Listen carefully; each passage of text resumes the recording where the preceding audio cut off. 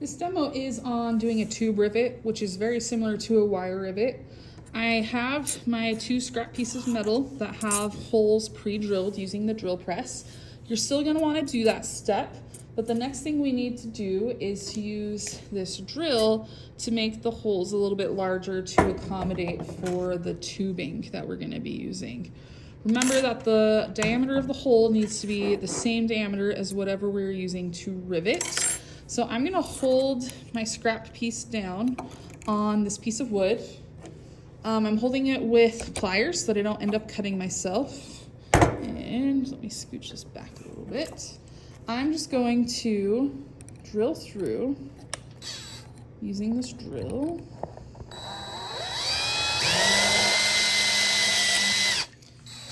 And it goes through pretty easy. You are going to want to check, so I'm going to hammer this flat. Remember, we want it to be flat. You're going to want to check that this does indeed fit the tubing, which it does.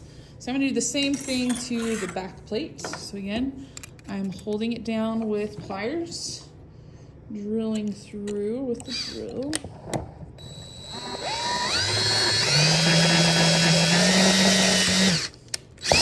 And please make sure you're doing this on the bench pin and not on the desk. We don't care if this has little inconsistencies, but we do care about that on the desks. I'm gonna hammer that again. I'm gonna double check. If you need to, so like that one's pretty close, but if you needed to, you could kind of go around this again and just largen that up a tiny bit. But both of those work. So now I'm ready to cut my tubing. With wire, we just use diagonal cutters. We can't do that for this project because it would squish the tube and it's hollow. So what you're gonna need to do is use a jeweler's saw. I'm gonna zoom out a tiny bit. I like to hold my tubing kind of in this little indent here between the wood and the anvil. Everything else still applies. So I'm going to start at a 45-degree angle. I'm holding it down. You're not really going to measure this with cards or anything, but you're looking for about 1/8 of an inch. So I'm going to start sawing through that. It goes pretty quick. You're not going to want to saw completely through because you risk losing that piece that you sawed off. So I'm going to stop there.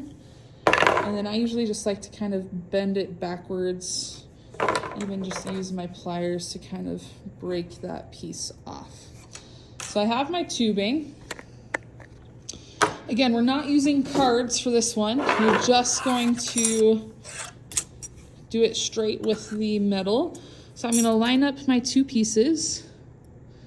The trickiest part of this type of rivet is getting the tubing to go in smoothly. So I'm going to use these chain nose pliers and just kind of wiggle that tubing in until it's secured in both pieces.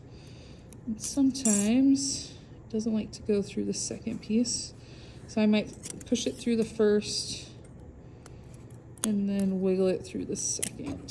So there it is through both pieces. Again, I would want to kind of arrange this where it needs to be. And then I can take my ball peen hammer. I'm going to only use the flat side for this one. Hold it down and start to squish that tube into the holes. So you can see that it's starting to squish down. Once it's squished quite a bit, then I'm going to flip it to the other side so I still have some to squish on this side and do the same thing. Then I'll just rotate.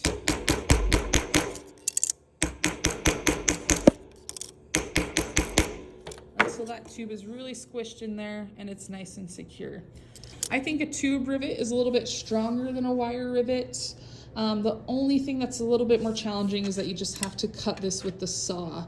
But if you are struggling with a wire rivet, I would encourage you to switch to trying a tube rivet, or perhaps when you attempt it on your project, you've tried and tried and tried with the tube rivet, or sorry, the wire rivet, and eventually your holes expand too much and the wire is too small for that hole, that would be a good time to switch and try it on the tube rivet.